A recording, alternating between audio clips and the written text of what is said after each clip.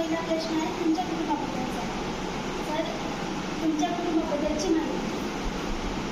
माझं जे कुटुंब आहे त्या कुटुंबामध्ये मी, माझी पत्नी आणि माझी मुलगी असे तिघेजण राहतो. आई वडील जे आहेत, वडील मरण पावले, आई आहे परंतु ती चंद्रपूरला असते आणि भाऊ आहे. असा छोटासा परिवार आहे. माझी पत्नी जी आहे हाऊसवाईफ आहे आणि मुलगी जी आहे ती डॉक्टर आहे आणि विशेषतः म्हणजे या शाळेमध्ये ती शिकलेली आहे आणि याच गव्हर्नमेंट हॉस्पिटल आहे. त्याचप्रमाणे स्वतःचं क्लिनिक देखील आहे. MBBS आणि MBBS कंप्लीट आहे. काही कुटुंबाबद्दल तुम्ही शिक्षकी पेशाकडे कशा वाटते? शिक्षकी पेशामध्ये कसं वळलो खरंच सांगायचं तर माझं जे महाविद्यालयीन जे शिक्षण झालं ते चंद्रपूरला झालं आणि महाविद्यालयीन शिक्षण पूर्ण झाल्यानंतर तो काळ जर आपण विचारात घेतला तर त्यावेळेस सर्वात चांगलं रिस्पेक्टेबल जॉब म्हणून शिक्षकी पेशा म्हणजे जास्तीत जास्त लोक त्याला स्वीकारत होते. त्यावेळी डिमांडसुद्धा होतं, खूप महत्त्व होतं. इव्हन D.Ed सुद्धा झाल्याबरोबर लगेच मुलं सर्व्हिसमध्ये लागायचे आणि एक प्रतिष्ठेचं आणि चांगला व्यवसाय म्हणून किंवा नोकरी म्हणून एक सुरक्षित नोकरी म्हणून लोक तिकडे पाहत असतात. आणि त्यामुळे जेव्हा माझं महाविद्यालयीन शिक्षण कंप्लीट झालं त्यावेळेस मी पण असंच विचार केला की चला बा एक चांगला जॉब आहे आपल्याला. तर मला सायन्स फॅकल्टीमध्ये जायचा विचार होता. परंतु 10वी नंतर जे आहे माझं जे महाविद्यालयीन शिक्षण झालं ते अतिशय खतरनाक परिस्थितीमध्ये झालं आणि खरं सांगायचं म्हणजे 10वी नंतर मी जे घराबाहेर पडलो लर्निंग अँड अर्निंग दोन्हीसुद्धा माझं सुरू होतं आणि अशा स्थितीमध्ये कॉलेज किंवा सायन्स घेऊन कॉलेज कंटिन्यू करणं हे काही शक्य नव्हतं आणि म्हणून मी आर्ट घेतला आणि आर्टमध्ये ग्रॅज्युएशन झालं मला. आणि ग्रॅज्युएशन झाल्यामुळे माझे काही मित्र होते म्हणजे एक जवळचे मित्र ते आता सध्या नाही आहे, कॅन्सरने मरून पावले, त्याची माळ टाकली होती. तर आमची खूप मैत्री होती. तर आम्ही दोघं असं ठरवलं की आपण तिथे B.Edला वगैरे जायचं. दुर्दैवानं त्यांचं B.Edला काही नंबर लागलं नाही तरी माझा नंबर लागला आणि पुढे मग मी या फील्डमध्ये आलो. तर एवढंच माझं म्हणजे इथपर्यंत येण्याचं माझा जो प्रवास होता तो निश्चित झालेला आहे. म्हणजे जरी अगोदर या क्षेत्रामध्ये यायचं जरी ठरलेलं निश्चित नव्हतं परंतु एकदा मी म्हणजे फायनल इयरला असताना B.Edला ते पेशामध्ये यायचं आणि त्या दृष्टीने मी कारवाई सुरू केली आणि माझं ते पुढील जे आहे प्रवास सुरू केला. कोणत्या शाळेत तुमच्या विद्यालयाची काम केली? इथल्या गंगावती कन्या हायस्कूलमध्ये येण्यापूर्वी मी एक 6वी वरून जवळपास 8 किलोमीटरचे जुना सुरला या ठिकाणी इंदिरा गांधी स्वर्गीय इंदिरा गांधी हायस्कूल नावाचं एक शाळा आहे. त्या ठिकाणी मी सर्वप्रथम त्या ठिकाणी माझी अपॉइंट झाली. त्याच वेळेस मला आष्टीच्या शाळेतूनसुद्धा आपल्या जी शाळा धर्मरावची तिथंसुद्धा कॉल आलेला होता परंतु ती शाळा लांबची होती आणि जाण्याची गेल्याच्या दृष्टीने ही जवळची होती आणि म्हणून मी हा विचार केला की मला कुटुंबाबरोबर राहता येईल, जाण्याची करता येईल आणि म्हणून मी तिथलं न स्वीकारता त्या शाळेमध्ये त्या ठिकाणी मी जॉईन झालो. परंतु काही गोष्टी कसं आपण या शाळेमध्ये जातो तिथे माहिती नसतं आणि नंतर तिथे गेल्यानंतर मला ते कळलं की तिथे अंतर्गत वादावाद खूप होते संस्थेचे आणि तिथल्या स्टाफचे आणि नंतर माझ्या लक्षात आलं की या शाळेमध्ये राहून माझं काही फारसं भविष्य सुरक्षित नाही आहे याचा मी विचार केला आणि नंतर त्याच वेळेस माझ्या मित्रांनी सांगितलं की निर्माळ म्हणून जवळच गाव आहे तिथे माझे एक परिचित मित्र राहत होते. त्यांनी सांगितलं की राणी दुर्गावती कन्या विद्यालय गडचिरोली या ठिकाणी एक पोस्ट निघालेली आहे इंग्रजी विषयाची. तर जर तुम्हाला जर जायचं असेल तर तुम्ही जाऊ शकता असं त्यांनी माहिती दिली आणि लगेचच मी कुठल्या ध्यानमध्ये नसताना लगेचच मी निर्माळवरून जुन्या सुविधाला आपण जे होते नव्हते डॉक्युमेंटमध्ये आणि लगेचच मी इथे आलो आणि सुदैवानं मी शेवटचा विद्यार्थी म्हणजे शेवटचा मुला म्हणजे मुलाखत माझी होती त्या ठिकाणी मी शेवटी बोलणार उमेदवार होतो. तर अनायसे त्याने मुलाखत चांगली झाली आणि माझं सिलेक्शन देखील चांगलं झालं, व्यवस्थित झालं आणि मग त्यानंतर मी 1990 पासून सलग या शाळेत मी शिक्षक म्हणून कार्यरत होतो. नुकतंच 1 वर्ष झालेलं आहे मला रिटायर झालं. तर अशा प्रकारचं आहे माझा प्रवास आहे. विद्यार्थ्यांनी विद्यादानाचे काम करत असताना त्यांना चांगले ओळख आले पाहिजे. अर्थात असू निश्चित कुठलाही शिक्षक म्हटल्यानंतर जेव्हा तो विद्यार्थ्यांना शिकवतो तेव्हा कोणता विद्यार्थी कसा आहे त्याला नेमकं कळायची गरज आहे. कुठल्या क्षेत्रामध्ये मार्गदर्शनाची गरज आहे हे लगेच त्याच्या लक्षात येतं. एखादा विषय कच्चा असेल तरी त्या शिक्षकांच्या लक्षात येतं आणि त्या पद्धतीनं तो मार्गदर्शन करीत असतो. ते लगेचच समजते, अनुभवाने सुद्धा येत असते. सुरुवातीला जो आहे शिक्षक पेशामध्ये कदाचित ते लक्षात येणार नाही सुरुवातीला, परंतु हळूहळू जसं त्याचा अनुभव वाढत जातो विद्यार्थ्यांच्या बाबतीमधला तसतसं ते त्याला कळतं की या विद्यार्थ्यामध्ये म्हणजे याला अमुक गोष्टीची आवश्यकता आहे आणि आपण त्याला मार्गदर्शन केलं पाहिजे. त्या पद्धतीनं तो त्याला हाताळत असतो. असे बरेच विद्यार्थी आपल्या समोर असतात आणि प्रत्येकाचं त्याला ज्ञान हळूहळू त्याचे वाढत जातं, अनुभव वाढत जातो आणि त्या गोष्टींचं मार्गदर्शन करतो. हायस्कूलच्या विद्यार्थ्यांना शिकवण्याबद्दल सर्वात निराशजनक गोष्ट कोणती आहे? निराशजनक मला कठीण प्रश्न विचारला. तर निराशजनक म्हणजे असं म्हणता येईल की आपण जसं आता शिकवण्याच्या बाबतीमध्ये मी सांगतो नंतर आपण शिकवतो. तर समजा एखाद्या घरात आपण शिकवत आहोत बरोबर की नाही, तर आपली अपेक्षा असते की ते त्या विद्यार्थ्यांना समजलं पाहिजे. परंतु अवरेज विद्यार्थ्यांनापर्यंत ठीक आहे काही काळजीची गोष्टी नसते, परंतु ते एकदम ज्यांचा बुद्ध्यांक एकदम खाली असतो अशा विद्यार्थी जे आहेत त्यांना वेळ लागतो किंवा काही काही कॉन्सेप्ट वगैरे कळत नाही. पण कधी कधी काय होतं मग अशा विद्यार्थ्यांकडे आपण लक्ष जे आपण फोकस संपूर्ण आपण त्याला ज्ञान देत असतो किंवा तो वस्तुपाठ आपण त्याला देत असतो आणि खूप प्रयत्न करून सुद्धा जेव्हा आपल्याला यश येत नाही तेव्हा ते कधी कधी शिक्षकाला असं वाटतं की एवढं समजून सुद्धा याला ते कळत नाही आता कोणत्या पद्धतीने करावं आणि कधी कधी नैराश्य सुद्धा त्यामध्ये शिक्षकांना येत असते. परंतु आपण शिक्षक म्हटल्यानंतर त्याला या गोष्टीची जाणीव असते नसते असं तर पण नाही आणि तरी देखील तो हिंमत न सोडता त्याला आपापल्या पद्धतीने त्याला तो वस्तुपाठ त्याच्या लक्षात आणून देण्याचा प्रयत्न करीत असतो. पण काही वेळ वाटते की आपल्याला वाटतं आल्यासारखं वाटतं किंवा पद्धती आपल्याला वाटतं की आपलं अपयश आहे आणि ते सांगितलं आहे. तर तुम्हाला वाटतं की शिक्षक म्हणून आपण सर्वांनी जबाबदारी स्वीकारली पाहिजे.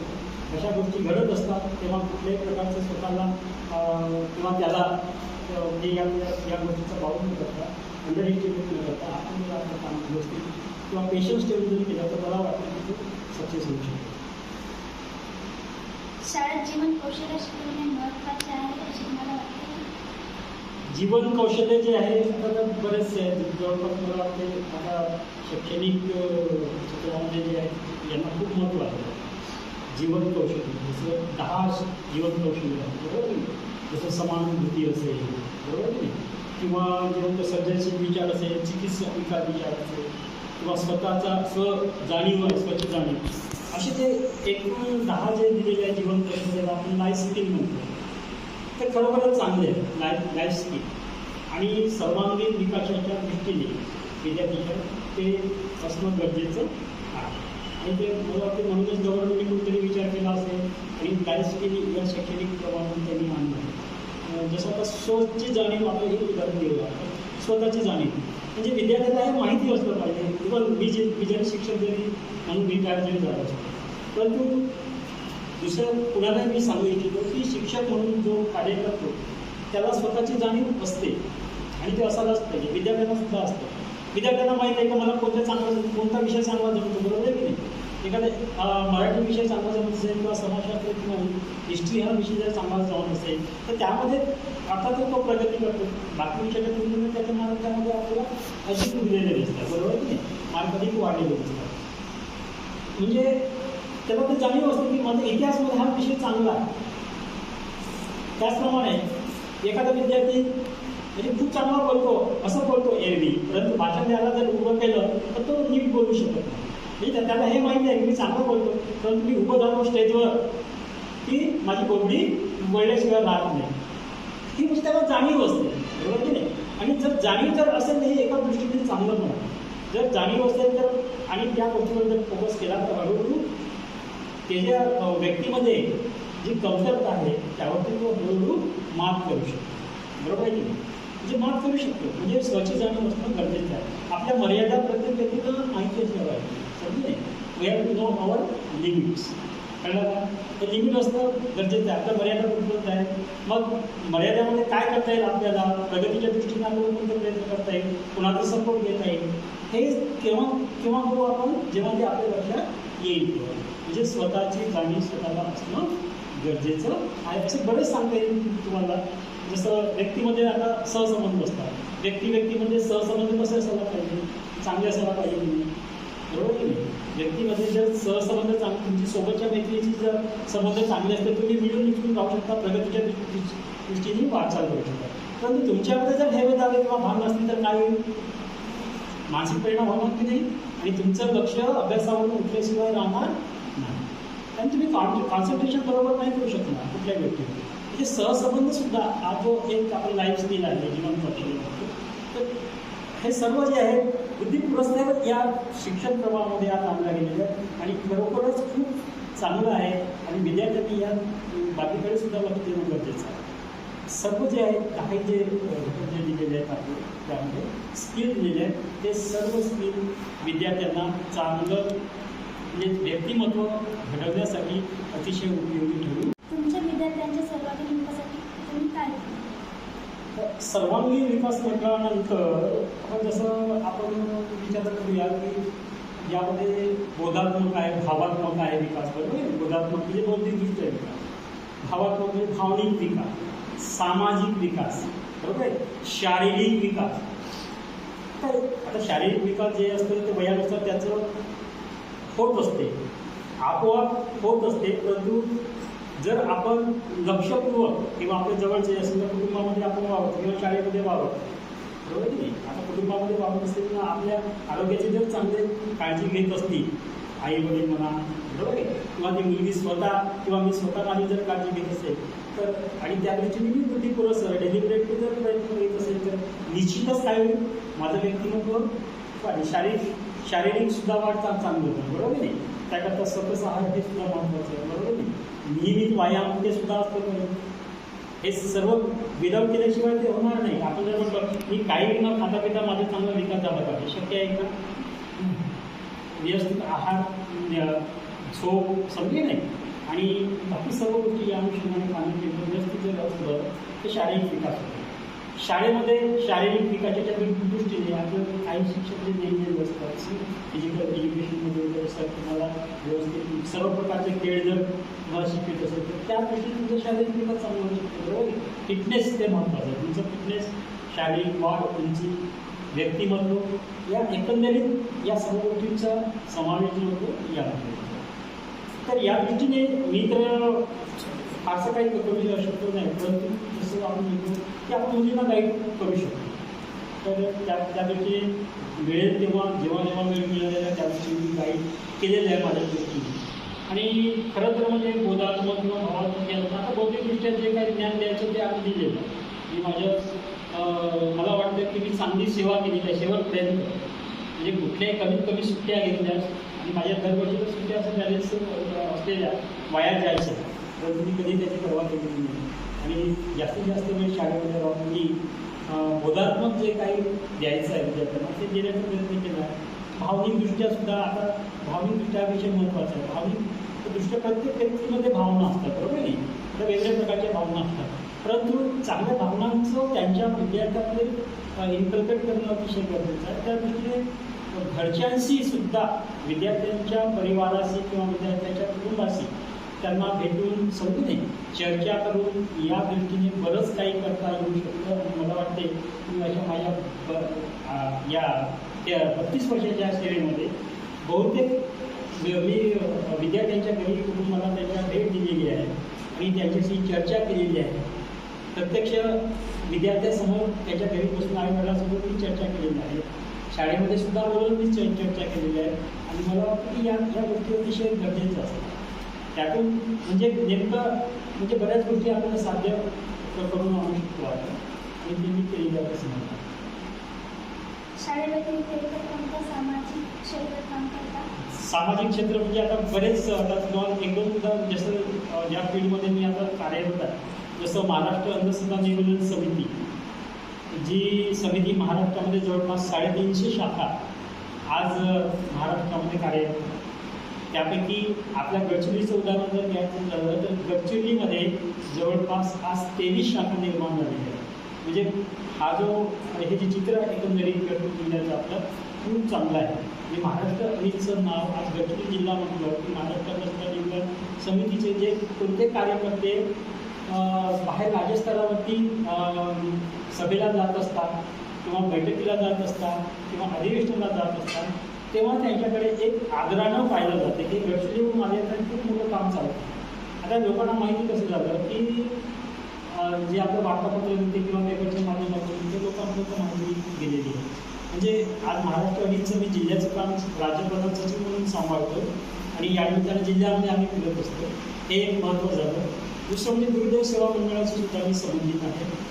त्यानंतर व्हॉलीबॉल क्लबशी सुद्धा संबंधित आहे आणि अलीकडे आता सर्वात जास्त जे आपलं मोठं नेटवर्क चाललं ते म्हणजे झाडीबोली साहित्य मंडळ गडचिरोली.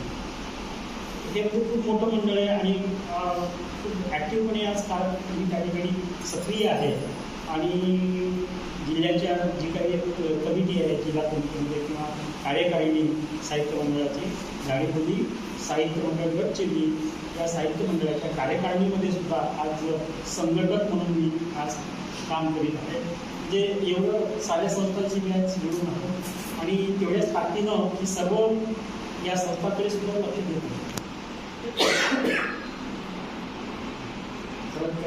या पदावर निवडून कसे वाटते? म्हणजे कोणत्या पदावरती म्हणते? या पदावर निवडून कसे वाटते? अच्छा, म्हणजे निवृत्त झाल्यानंतर कसं वाटत आहे हा तुमचा प्रश्न आहे. तर हे बघा, काम करणारा व्यक्ती जो असतो तो सर्व्हिसमध्ये जरी असतो तरी तो इमेज असतो. आज बरंच होतं मला म्हणतात की आज तुम्ही निवृत्त झाला मस्त वेळ मिळत असेल नाही. तर असं वगैरे काहीच नसतं. कारण की काम करणाऱ्या माणसाला कुठले काम पाहिजे असतं आणि मी सुरुवातीपासून मी खाली बसणारा माणूस नव्हतो. त्याच्यामुळे आज शाळेत जरी काम असलं तरी मी बाकी याच्यामध्ये तेवढंच इन्व्हॉल्व आहे, गुंतलेला आहे. विशेष म्हणजे संगीत. हां, मला काही उल्लेख करताना मला ते संगीत क्षेत्र सुचलं होतं. खरं तर संगीत माझं जीव की प्राण आहे आणि संगीताचे मी बरेच कार्यक्रम स्टेज शो सुद्धा करतो. ऑर्केस्ट्रा माझ्या स्वरांवर ग्रुप ऑफ ऑर्केस्ट्रा आधी तो जुन्या नावानं होतं, आता क्रिएटिव्ह ऑर्केस्ट्रामधून नवीन निर्माण केलेलं आहे आणि त्यानिमित्तामध्ये बाहेर ठिकाणी सुद्धा कार्यक्रम होत असतात. लग्नाचे वगैरे प्रोग्राम मी घेत असतो आणि बाकी याच्यामध्ये रियाज खूप चालतो. संगीताच्या परीक्षासुद्धा आज खाजगी परीक्षा माझी सुरू आहे आणि त्या परीक्षेवर बसलेला आहे. त्याचा अभ्याससुद्धा सुरू आहे आणि हळूहळू काळामध्ये या क्षेत्रामध्ये चांगलं मी करून शिकतो आणि हा जो विषय संगीताचा तो संपणारा नाही बरोबर असं मला वाटतं. खरोखरच एक शिक्षकी पेशामधून एक बरंच काही मला मिळत आहे आणि या सर्व क्षेत्रामध्ये तेवढ्या सक्रियपणे काम करीत आहे आणि हे बघून लोक बरंचसं म्हणतात मला की तुम्ही एवढं कसं काय सांभाळतं, एवढं बिझनेस कसं काय. तर काय होतं, प्रत्येक माणसाचं एक ठरलेलं असतं. माझं जे मानसिकता झालेली आहे त्या पद्धतीने कुठेतरी आपण शेवटी शेवटी काम करत आहोत. खाली बसणं हे काही माझ्या बुद्धीचा मानसिकता पडत नाही आणि म्हणून आज मी या सर्व क्षेत्रामध्ये सातत्याने वाढतो. तुम्हाला प्राप्त झालेले सन्मान ॲक्टिव्ह टीचर म्हणजे एक संस्था होती, ते मराठवाड्यातली संस्था आहे. तो ॲक्टिव्ह टीचर म्हणून त्यांनी मला म्हणजे माझे काही उपक्रम मी विद्यार्थ्यांमध्ये राबवलेले होते आणि दुसरं म्हणजे महाराष्ट्र अनिलतर्फे सांगलीला माझा सत्कार झालेला होता. त्यावेळेस आम्ही सभासद बनवलेले होते जे वाचक. ते आमचं एक मासिक निघते त्यावेळेस महाराष्ट्र अंधश्रद्धा निर्मूलन समितीचं मासिक होतं. तर ते आता महाराष्ट्र वार्तापत्राचे झाले होते. महाराष्ट्र अंधश्रद्धा निर्मूलन मुखपत्र पुस्तक तर अणिपचं म्हणून अंधश्रद्धा निर्मूलन पत्रिका त्याचं म्हणून. तर त्यावेळेस जे आहे ते आम्ही सभासद आम्ही केलेलो होतो आणि त्यानिमित्त एक पुरस्कार म्हणून मला त्या ठिकाणी सत्कार केला. यावर्षी सुद्धा 4-5 प्रोग्राम मिळाले. तर हे 2 पुरस्कार मला ते आठवतात. बाकी असं प्रमाणपत्र खूप आहे. सर तुम्ही कवी आहात तर तुमच्या झाडीवरती एक कविता म्हणून दाखवा. काही कोणती केली आहे त्याच्यापेक्षा दुसरी कविता म्हणजे आहे काही ते बघतो नाहीतर. आणि खरं सांगायचं तर ही कविता जेव्हा मी लिहिलं आणि सोशल मीडियावर जेव्हा ती प्रकाशित झाली इकडे तिकडे गेली अनेकांनी वाचली. तुम्हाला माहीत असेल भंडारा जिल्ह्यातील एक आपल्या मराठीच्या बहिणाबाई म्हणून अंजनाताई खुणे यांचं नाव आहे. ऐकलं आहे तुम्ही? भंडारा जिल्ह्यातील बहिणाबाई खुणे. हां, त्यांचं नाव आहे नाही अंजनाबाई खुणे. काय नाव त्यांचं? अंजनाबाई खुणे. यांना मराठीची बहिणाबाई म्हणतात. बहिणाबाईच्या कविता ऐकल्या तुम्ही? आणि विशेष म्हणजे साध्या सुद्धा मराठी भाषेमध्ये. आणि त्यांच्या कविता त्याचप्रमाणे आहेत, परंतु झाडी बोली होती. झाडी बोलीमध्ये तुम्हाला माहिती आहे, झाडी बोली माहिती आहे तुम्हाला, जी आपल्या 4 जिल्ह्यामध्ये बोलली जाते. कोणत्या? चंद्रपूर, गडचिरोली, भंडारा आणि गोंदी या 4 जिल्ह्यामध्ये. खेड्यामध्ये जर गेले तुम्ही कुठल्या या 4 जिल्ह्यामध्ये तर तुम्हाला खेड्यातील लोक कसे बोलतात ते ऐकून घ्यायचं. ते जे बोलतात ती झाडी. लक्षात? हां, आता इथे बरेचसे शब्द वापरतो. बघ आम्ही वाचून दाखवतो. कवितेचं शीर्षक आहे भाराठीचा काटा. काय नाव आहे? भाराठीचा काटा. भाराठी पाहिजे हां, किती मुलीने बघितलं आहे? हात करावं. भाराठीचं झाड असते, खूप मोठं असते. नाही, एका मुलीने बोलली. भाराठीला काय असतात? काटे असतात. कसे असतात? बरोबर की नाही? तर भाराठीचा काटा. मी लहान असताना एकदा खेड्यामध्ये मामाच्या गावाला चाललो होतो. माझं गाव वेंकी माहिती आहे तुम्हाला? वेंकी माझं ते टाकलं. त्यानंतर वेंकी सुटलं, चंद्रपूर झालं. तर चंद्रपूर माझं घर चिंच झालं. ठीक आहे. तर मामाच्या गावाला जात असताना जल्लोपूर आणि जंगलातून जाता जाता त्यावेळेला मी लहान होतो. माझी काकू होती, आई होती सोबत. आणि काकूला तो काटा उठला आणि त्यावेळी मित्राबरोबर तिथेच बसली आणि तिच्या तोंडातून जे शब्द निघत होते समजले नाही ते थोडेसे मी ऐकले होते झाडीबोलीमध्ये. आणि लहानपणी माझं जे खेड्यामध्ये गेल्यामुळे मला बरंचसं ते झाडीबोलीचे शब्द अजूनही पाहतात. आणि ते मला वाटलं की ते इतक्या वर्षानंतर ती आत्तापर्यंत 4-5 वर्षापूर्वी गेली. म्हणजे मधामध्ये जवळपास 35-40 वर्षाचा काळ गेला. त्यानंतर मी कविता लिहिली. तर असो मी सादर करते मराठीचा काळ. घन दाट जंगलात रमजात पाय वाटा. घन दाट जंगलात रमजात पाय वाटा. कशी टेकवू मी पाय सने भाराठीचा काटा. मी काटा उठल्यानंतर चालताना येत नाही, तो सलतो आपण. बरोबर की परत का? घन दाट जंगलात रमजात पाय वाटा. कशी टेकवू मी पाय सने भाराठीचा काटा. काटा गळला टाचत. कुठे गळला? काटा गळला टाचत वेदनाती वटावर. वर निगता निगता धसे बाई किती करू. प्रयत्न काढण्याचा झाला शेवटी बांधका. कशी टेकवू मी पाय सरे भाराठीचा काटा. गळला टाचत वेदनाती हृदया. काटा गळला टाचत वेदनाती हृदयात. मले येई शिरी शिरी. अशा कधी वापरल्या? मले येई शिरी शिरी आणि पसरे अंगात. त्याले वर हेळतानी. हेळतानी म्हणजे त्याला वर हेळतानी त्याला किती आटा पिटा. कशी टेकवू मी पाय सले भाराठीचा काटा. गळला टाचत वेदनाती मस्तकात. काटा गळला टाचत वेदनाती मस्तकात. कशी कहाडुनी त्याले. कशी कहाडुनी त्याले सुई थरथरे हातात.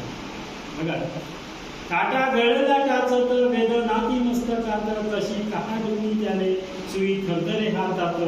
झोप नाही डोरोडोळी. झोप नाही डोरोडोळी. नाही अंगा लागे घाटा. कशी टेकवू मी पाय चले भाराठीचा. शेवटचं. काटा गळला टाचत खोल किंवा वाचत. कोणाला काटा गुतलाय का? गुतलाय? मोडलाय का अंदर? मोडल्यानंतर कसं वाटते? ठिपका दिसतो का बिलकुल? काटा दिसतो असं पूर्ण थोडासा टिपका दिसतो अंधरकडला. हां, काटा गळला टाचत बोल ठिबका भासतो, कसं घुसला शिदोळ आक काळाचं दिसत. शिदोळ म्हणजे शिवी आहे ते खेड्यावरती. हां, एखादा लहान पोरगा मस्ती करतो, हे शिदोळा बस म्हणते, बरोबर की नाही? शिदोळा. बरं, काटा गळला टाचत बोल ठिबका भासतो, कसा घुसला शिदोळ आक काळाचं चवतो, किती करावे सहन किती करावा भोपाटा, कसे टेकवून पाहिजे सगळे.